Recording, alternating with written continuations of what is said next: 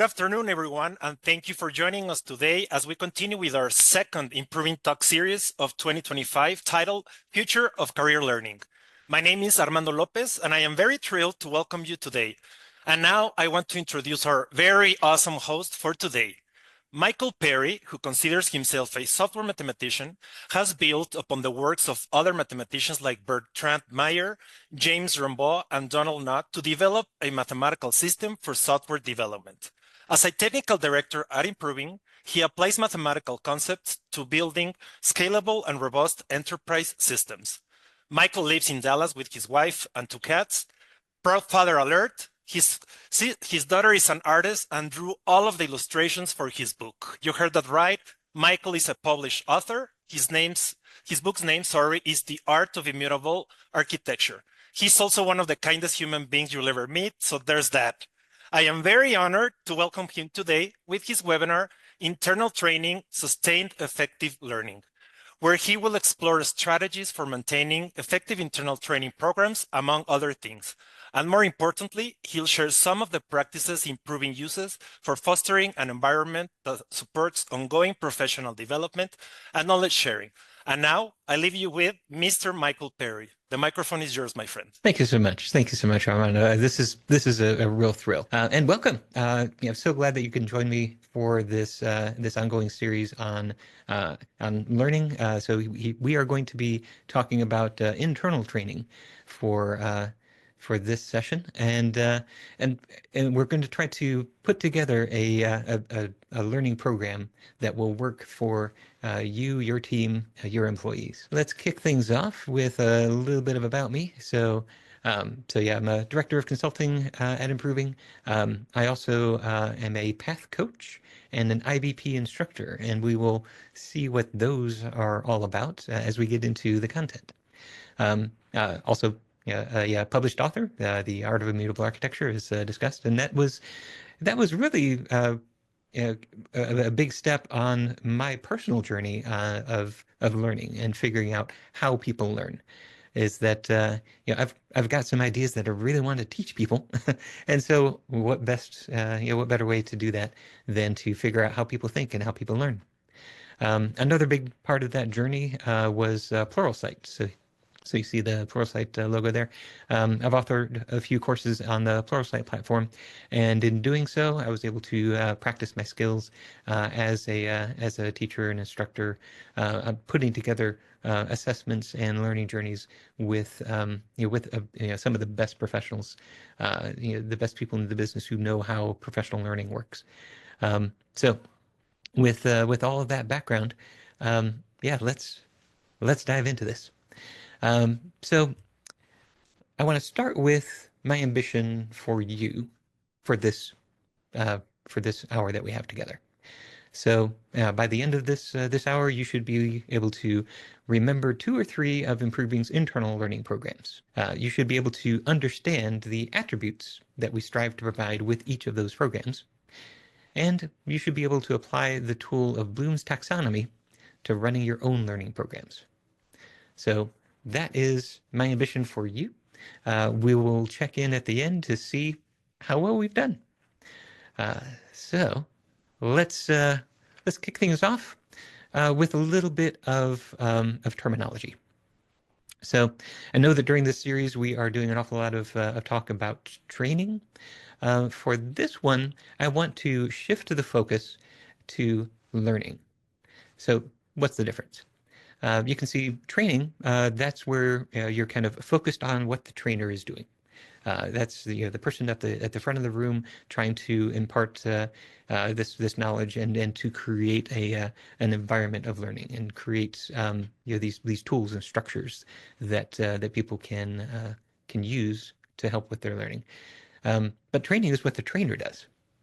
I want to talk about what the learner does. So learning doesn't always happen in the classroom. Sometimes it's just one-on-one with a coach. Sometimes it's sitting at your computer. You might be reading a book, you might be watching a video, you might be practicing a project, but whatever that modality is, that is all learning. So we're going to be encompassing all of learning not just the parts where you have a trainer involved. So it's our job as an organization with employees, with stakeholders that rely on us to create a culture of learning. And so there are some things that a learner needs in order to participate in that culture. So let's go over 6 of those right now. We will talk about the tools. So they might need access to books or projects or videos or other resources that they can use to help them along their journey. They will need some sort of structure. Having a path that's well thought out, that builds upon previous learning in order to achieve some result. That's going to be helpful for them as well. They will need accountability. Now, if you go into a learning exercise and you don't tell anybody and you don't make any promises and nobody holds you accountable, then it's really easy to just put that off. Okay, I'm not going to to take that practice test this week. I'll put that off till next week. But if you have to get in front of a group of people, or even just one person, and say I didn't do what I committed to doing, then it's a lot harder to make excuses and not do what you set out to do. So accountability is an important part of that learning journey. With that, we also want safety. So you're held accountable to the commitments that you made, but you should still have the safety to take chances, to run experiments, to make mistakes. A lot of learning happens through mistakes, and so providing that safe environment for people to do that and explore, that's an important part of learning as well. You need connection. You need to see other people learn. You need to see that you are learning together. Learning just on your own is only so effective. Learning with a group, it just multiplies that. People will think in different ways than you have, and you'll be able to apply that diversity to exploring the topic with them. And then the last one here, recognition. I know that some people say that they don't want recognition, but it is an important part of the way that that people create a culture together. People have to see other people's accomplishments. So even if it embarrasses you to be put on a pedestal, maybe work with the people that you are learning with to identify what are the ways that I want to receive recognition. Maybe just a good job one-on-one. Maybe in a small group, call out what I did. Or hey, if you're talking about me, go ahead and put a sign up on Times Square. That is fine with me. But whatever the recognition is, that is an important part of what a learner needs in order to create this structure or this culture of learning. And so, in order to go through those in a bit more detail, I want to explore some of the different learning programs that we have at Improving and see how they kind of stack up in these 6 dimensions. So I'll start where every improver starts. Our delivery excellence program is a way for us to kind of level set, to bring every improver through this program in order to kind of get a common language, to kind of kickstart our culture, to really show people our identity, and to start to set expectations about how we build trust with our clients. So this is a set of courses that cover everything from consulting fundamentals to the history of improving to building trust, and some of them are required courses. Everybody is expected to take those courses, and some of the courses are optional. You can continue your delivery excellence experience. And so I teach one of those courses on sales for the non-sales professional, and so I get to talk to people about how fun it is to be in that sales role while you're an engineer. And it's like, you really get to dream with the client and have a great time. But yeah, this isn't that course. This is uh, our delivery excellence program. Yeah, it provides pretty much a good median of all 6 of these dimensions. So let's start off with the tools. So these are presented as 1-hour courses, instructor-led, and they are online. So you've got slides, you've got discussion points. These instructors have practiced delivering this material many times. So the tools are there for that hour. And then we've got structure around it. So this being a set of courses, followed by more specific classes that you can build on top of. There's a structure for the journey that we want to take people through for delivery excellence. There's also a good measure of accountability. When you meet with your manager, one of the expectations is that you are going to take at least the first 4 delivery excellence courses. And so your manager is going to ask you about that. They have the data to see if you've attended. So there is that accountability piece as well. The safety.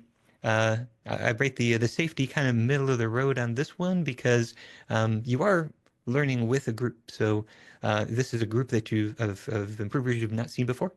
So it feels a little bit strange, and we do ask you to have your cameras on and use your microphone during the conversation to kind of engage. But that can make people feel a little bit uneasy. But to kind of counter that, the stakes are pretty low. So you aren't going to be called out to remember something that was talked about. You're just going to be there to tell stories. So we try to create that level of safety.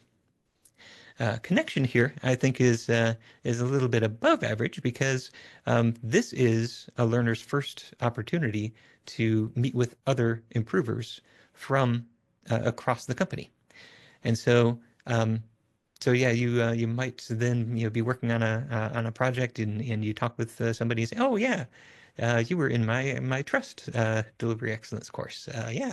How has it been these past few months? So that's really our first chance to make a connection.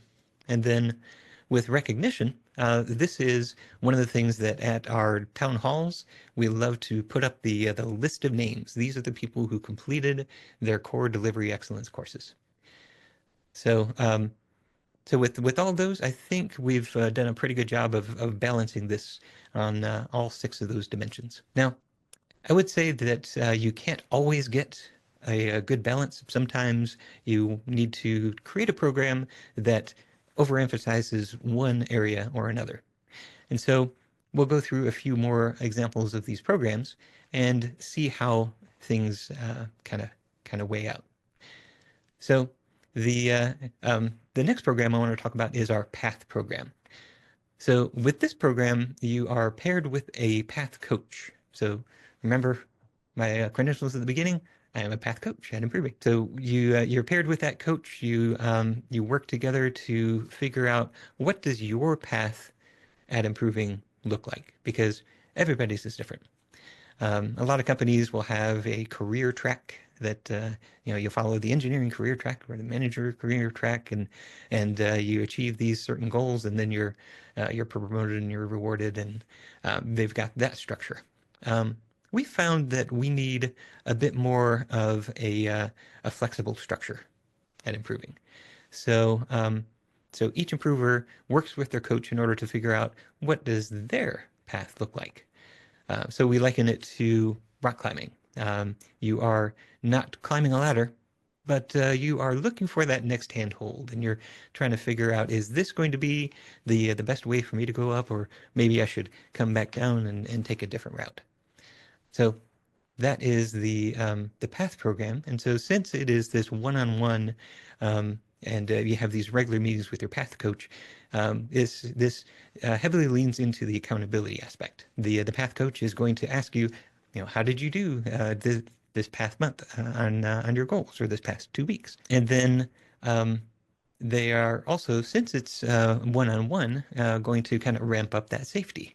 So, so yeah, you bring your goals to the PATH program, and they create that environment of safety. Now, since it is more of a choose your own adventure, the tools, I would say, is well down, and so there aren't just a set of tools that you get with PATH.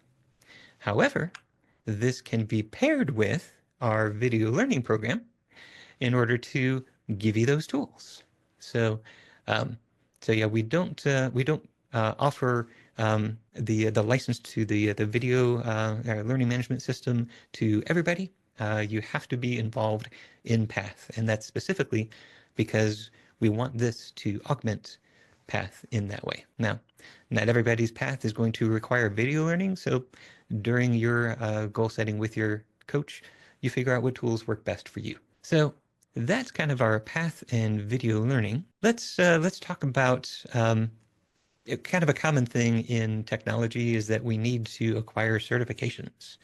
We need to be able to prove that that we know Azure, we know AWS, we know Kafka. So we've got certifications. And one of the best ways we found in order to achieve those certifications is to put together cohorts. And so while it's primarily around certifications, we've extended this, and now we sometimes have learning cohorts around things that don't have a certification at the end, but maybe like I ran one with React Native. So we all built some React Native apps and we showed them off to each other at the end. But we still learned as a cohort. So with this, we've got small groups. We do private study, and then we bring that study back to group discussion. And it's often building toward some goal. So with those small groups, you definitely get a lot of the connection. But since the group tends to run itself, the structure is pretty much up to the group to set up. So that's a little bit pulled back.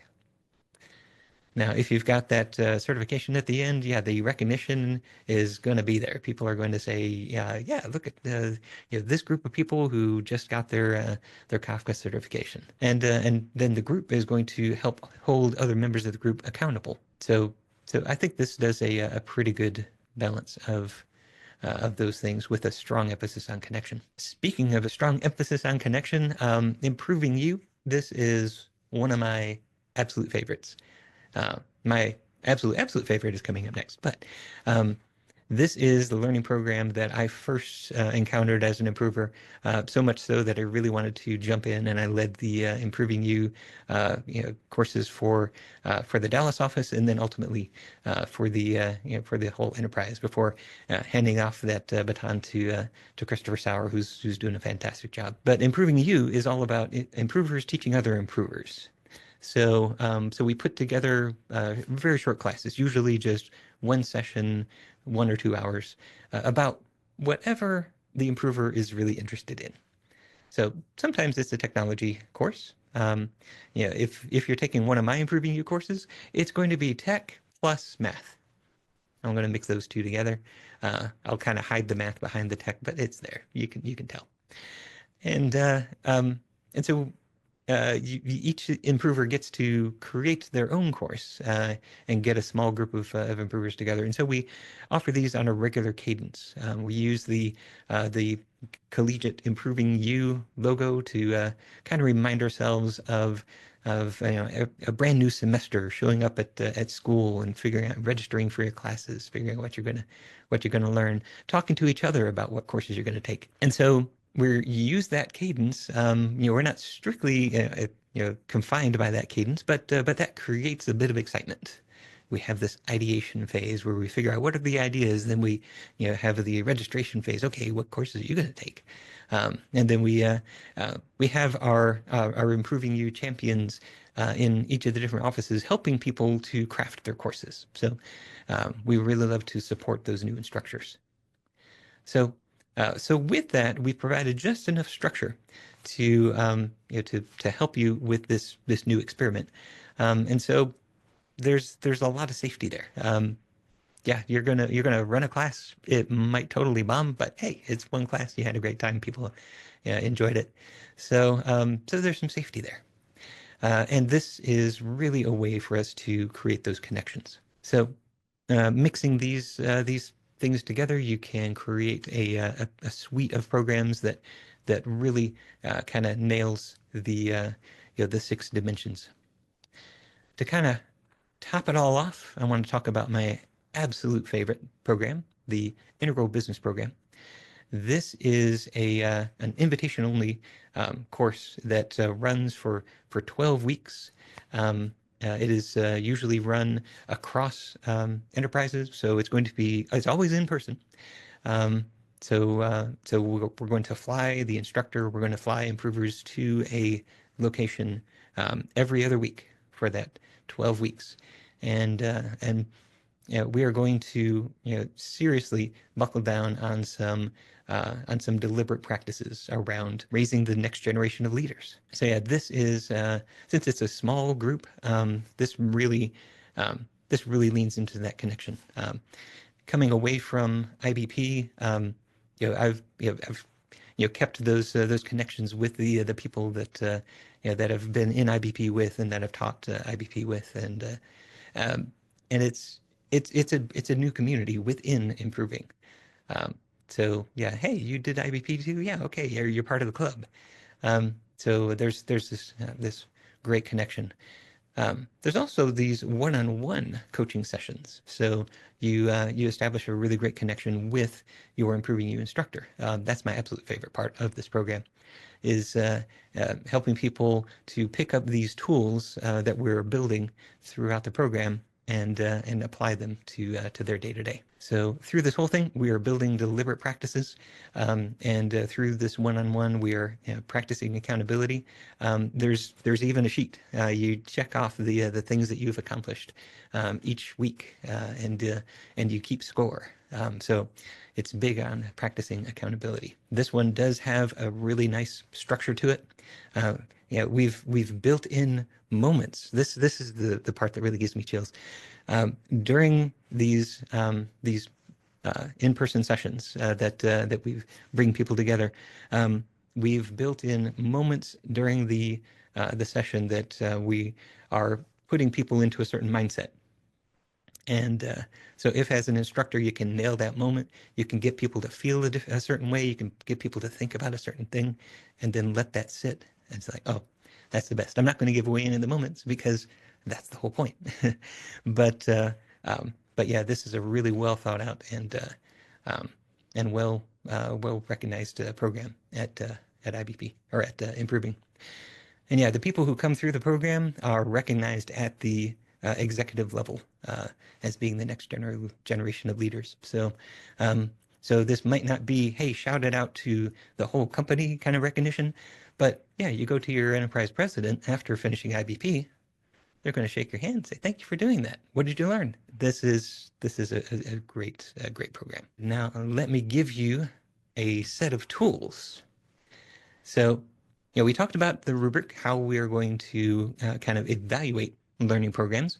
I told you, I gave you some examples of learning programs at Improving and how they fit together.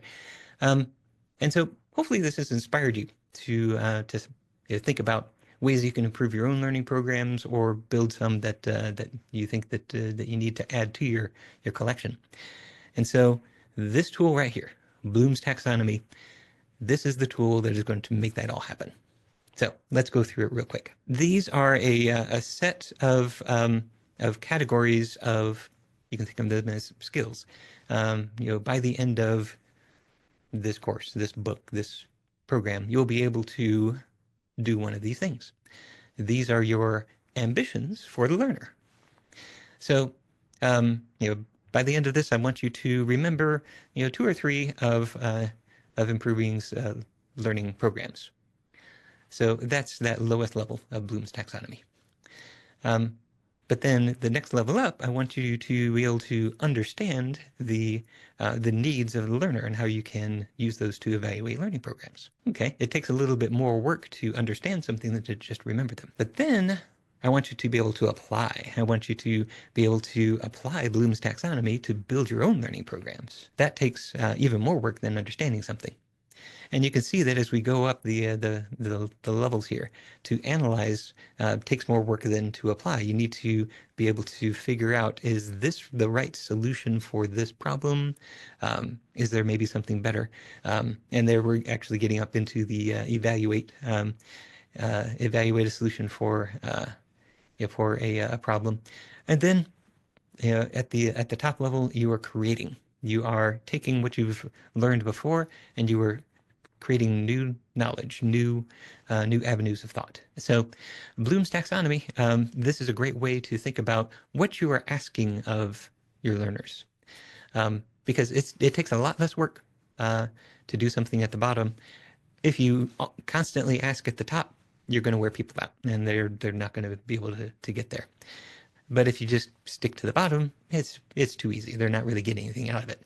You have to kind of work your way up and down Bloom's taxonomy. So the best way to work your way through the taxonomy is to build on prior skills. So suppose that you wanted to kind of close the skills gap on security. So you've got somebody who is embarking on this program, and they start off. Their ambition is to just be able to list 5 of the OWASP top 10. So that's more of the remember level. But then once they can do that, now they can use that to then describe a SQL injection attack. Okay, now you are talking about understanding. You actually understand one of those top 10 and how it works. And then let's kind of climb the ladder a little bit more and go to apply. So now I want you to download JuiceShop and exploit a known vulnerable app. So, okay, you are applying your skills. And you can see these skills just build on top of each other until you've got this brass ring that you're reaching for, where you can actually develop a SecOps program. So that brass ring, the thing that you ultimately want to achieve, that's your terminal objective. You usually have 1, maybe 2 of those terminal objectives at the kind of the precipice of the learning program, or at least some milestone of that learning program. And then the stepping stones that you use, these are the enabling objectives. So these will enable you to reach that endpoint, and they build on top of one another. So your job while you're developing a learning program is to make sure that you've got this structure, that people can build on the skills that they need in order to reach their terminal objectives. And so what are some of the different ways that you can apply Bloom's taxonomy to build those learning programs? Well, there's a few different ways that you could use Bloom's taxonomy. You might start by designing your own learning materials. So maybe there's a particular skill that you want to teach. For example, our delivery excellence programs. There wasn't an off-the-shelf course that we could buy. We built those learning materials, those slides, the scripts for the instructors, kind of that train the trainer, all of that material. That's things that we designed, and we designed those based on Bloom's taxonomy. So we set out, these are the terminal objectives for these 4 initial delivery excellence courses. And then what are the enabling objectives that we need to make sure that we hit in order to get people there? Another thing that you could do is to use them to create assessments. So oftentimes you will need to not just help your people to learn, but then measure their learning. So you might have some off-the-shelf assessments that you can use, but oftentimes you will need to create your own surveys, create your own multiple choice, or even more, you create a keystone project, like with the React Native cohort. We had this keystone project. Okay, that's an assessment I want to measure. Can you apply? Can you use React Native in order to build a mobile app? And so these assessments need to measure the objective. They need to measure that the learner can do a thing. Oftentimes, we'll kind of default to the base level remember type of skill when we're talking about multiple choice tests. Can you remember these things and then check them off on the list? But if you think creatively, you can come up with ways to test apply skills in a multiple choice setting in order to understand. There I'm using another term, but in order to know which of the different answers is correct, you must first solve a problem by applying a tool that you've learned, and then having solved that problem mentally, now you can recognize the answer that corresponds with it. But just reading the answers wouldn't get you there. So it's a little bit tricky, but that's a skill that I learned from my friends at Pluralsight. And then we've got evaluating learning products. So if you are talking with a vendor that's offering video courses, or you're buying books, or you're sending people to classes, you'll want to evaluate those learning products. And the best way to do that is to figure out, maybe even ask, what are the learning objectives for this learning product? And then you can hold that up against the learning objectives that you've come up with for your program, and see, okay, is this product going to actually cover that, or is it not? So great way to use the tool. And then finally, to identify goals. So think back to the PATH program. So we are one-on-one with the PATH coach. You're talking through, what is it that you want to be able to say that you can do?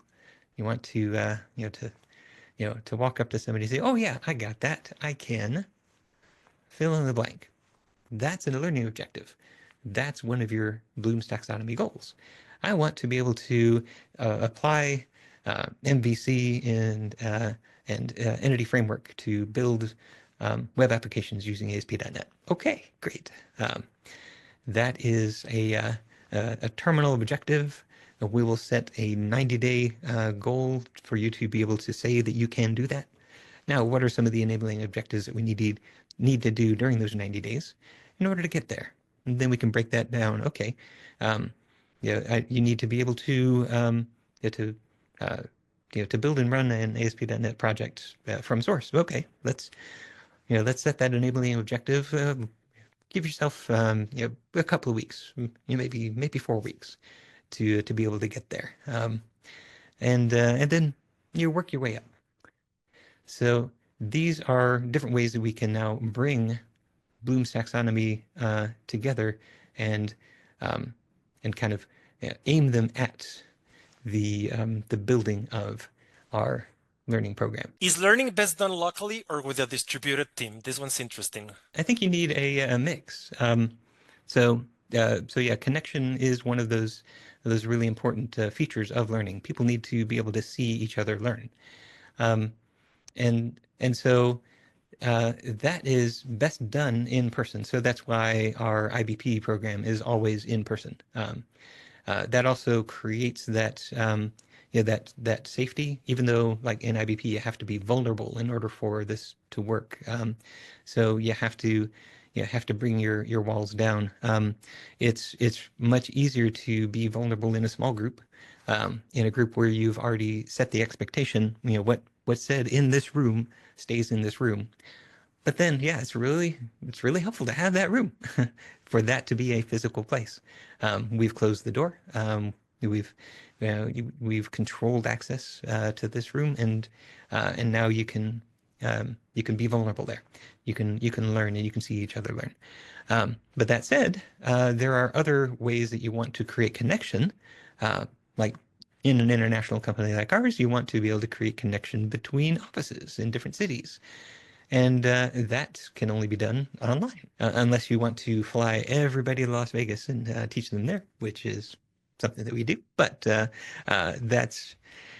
is a once a year kind of a thing. If you want people to be able to learn more frequently than that and still make that connection across different cities, then that has to be done online. So yeah, I would favor in person if you can, but yeah, online is also an important part of that arsenal. Well, if this were 2020, 2020, then we could probably end the conversation here. But something really interesting happened. In addition to being able, to be online more often than we were in the past. There was something else really important that happened in the last few years. So, what is the role of AI in a learning program? I think we really have to address this before we can call this a complete conversation about learning. So, the first thing that I hear when I talk about the role of AI in learning from a lot of people is, okay, if a student is using AI, are they cheating? And that is, even though it's phrased as a yes or no question, these are the most the most dangerous questions. You never answer yes or no to this kind of question.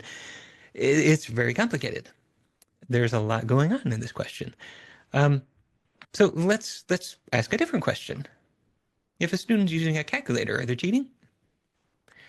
Well, this might reveal my age, but this used to be a really important question. Not so much anymore, but yeah, back in the day, if I brought a calculator to school, it'd be, oh, you keep that in your backpack. You're going to figure out how to do these math problems in your head or on paper. I said, okay, I appreciate that. But the calculators are really a useful tool. Yeah, learning higher math using a calculator is using a tool to get to higher math rather than doing arithmetic. So it's a tool. Another thing that was kind of an important question: if a student's using an encyclopedia, are they cheating? Well, yeah, if you're copying out of the encyclopedia, yeah, you're cheating. But of course, we all knew that we would get caught if we just copied out of the encyclopedia. So we read the encyclopedia, we paraphrased it, and we wrote a report that way. Are you using it as a tool, or are you using it to copy? A little bit more modern, if you're using Wikipedia, is the student cheating? And now here we talk about is it a good resource? Is it telling you things that are true? Wink, AI. Or is this since anybody can edit it, is it skewed toward one viewpoint or another? Are these references good? If you're using Wikipedia as the starting point of research, that is precisely what that tool is good for. So if you're using it in that way, is the student cheating? So these are all good questions that I think lead up to the AI question, but there was one word change that I made that you might not have noticed. I'm not really talking about students. I'm talking about learners. Now, the difference between a student and a learner, that really has to do with kind of a power dynamic. There's, in a classroom, one person has the power and the other people don't, and there's that imbalance. And so when you're talking about cheating and you're talking about students, that's where it's really coming from, is that tension. But professional adult learning is something different entirely. It's not an imbalance. It is growing together. And so if we rephrase this and we think about the learner, all of these tools can't learn for you. So if you are using the tools, then you can still accomplish learning. So if a learner is using AI, are they cheating? Let's think about ways that you can use AI in a learning environment. One of the ways that I really love to use AI is with people who are learning a brand new programming language. I'm working with somebody right now who's a really skilled TypeScript developer, and he is learning C#, learning with a whole cohort of people, and also learning on his own by building some projects. Doing a great job. And he was actually a little bit hesitant to tell me that he used Claude in order to come up with some code. But he did fess up to it, and he's like, yeah, this is what we came up with. Yeah, it's always the we, because you're interacting with the AI in order to come up with something. And I said, great, perfect, that's a tool. Tell me what this code does. Now, if he had just said, hey, I want to generate a random maze, here's the code. All right, submit it as if it were my own. That would not be learning. He wouldn't get anything out of it. So that would be cheating. That would be cheating himself. But the way that he used AI in that case, he was able to unblock a whole bunch of frustrating dead ends, and instead get to something that now he could reason through, he could understand, he could have a conversation with me about. And so that represented real learning. Being able to get to a place where you can run the code and you can talk about it, that is a stepping stone to being able to write the code correctly yourself the first time. If you require people to start there, start by writing this code correctly and having it compile the way I did, when I was your age, that kind of attitude, that doesn't help them to build those skills. So we have to give them the first enabling objective. I need to be able to understand code that I read. Okay, great. Let the AI write it, understand it. I need to be able to debug that code. Great. And then you get to a point where now I can apply, I can create, I can synthesize, I can write my own code. So I think it's a good tool in that case. But that's not the end of it. There are other ways that you can use AI in your own learning programs. So one of my favorite things to do, I did that for this very talk, in fact, is to role play the learner. So I don't use AI to generate my content, not to generate the slides or the scripts or anything like that, because you've seen AI text. It's boring. It's not me. It's not my voice, and it's probably got some errors in it as well. So let's flip that script. Let's, rather than role play the trainer, let's role play the learner. So here's the script, the prompt that I use for an early script of this presentation. What follows is a set of thoughts presented in a talk on internal learning programs. You are in the audience for this talk. Ask one question that is at the top of your mind after watching this presentation. And it went through it. Of course, it had that sycophantic, oh, this is really thoughtful and insightful at the top. It's like, okay, ignore that part. It's always going to compliment you. But then, I'd like to explore more about Bloom's taxonomy. You mentioned that individual learning materials are usually only halfway up the taxonomy, addressing enabling objectives rather than terminal objectives. And then, boom. How do you think this concept applies to traditional training programs or workshops? Wow.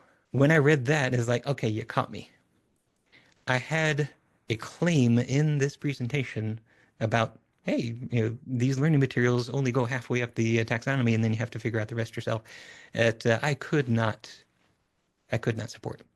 I could not defend that claim, and it poked right at it. Said, oh, but workshops, they exercise, the ability to create.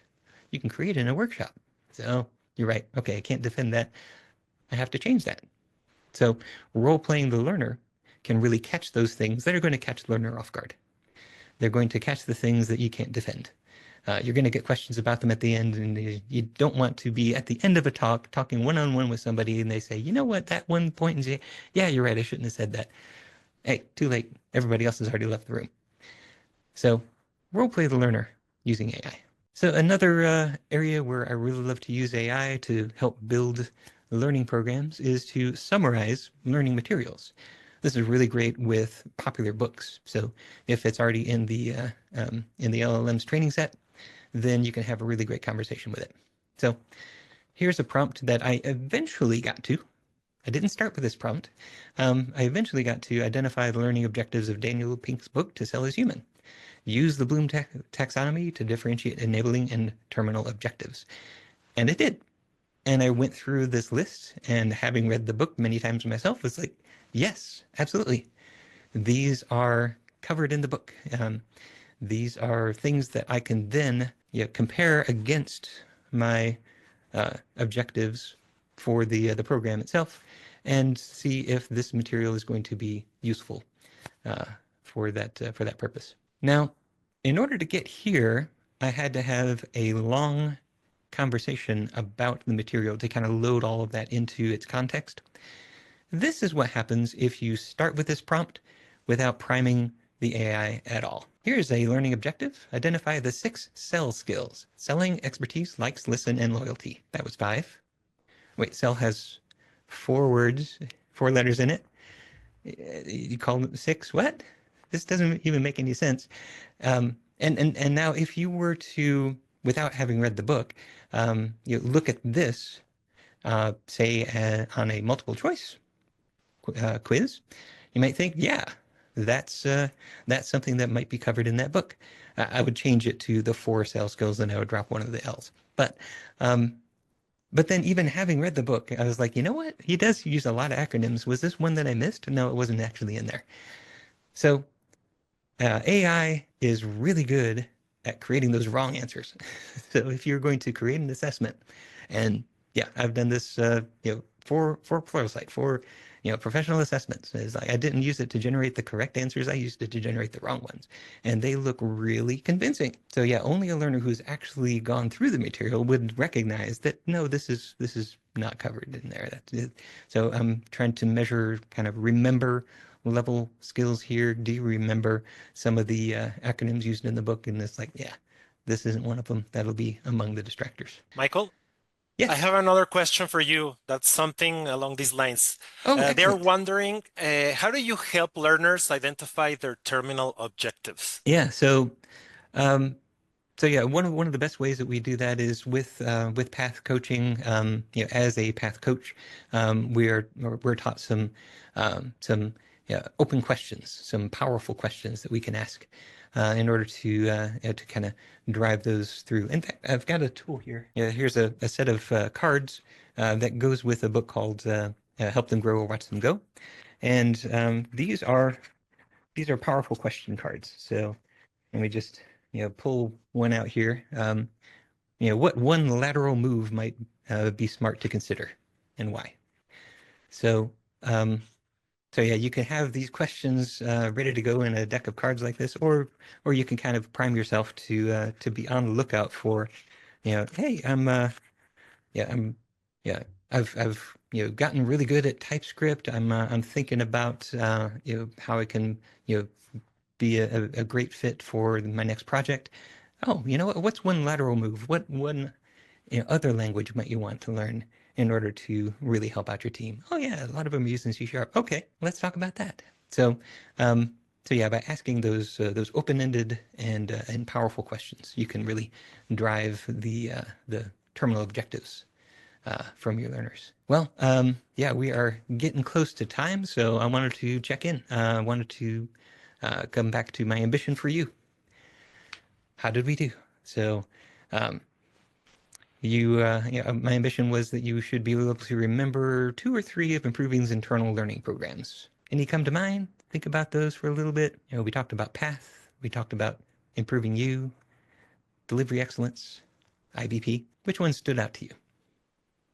And then my second ambition for you was to understand the attributes that we strive to provide with each of the programs.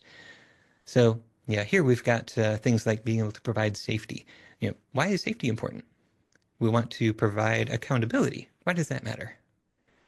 See if you can formulate for yourself an understanding, an explanation of those various attributes. And then apply the tool of Bloom's taxonomy to running your own learning programs. So that is what I hope that you will start doing right now. Hopefully you've already got some ideas, what you want to do, things you want to change, things you want to evaluate.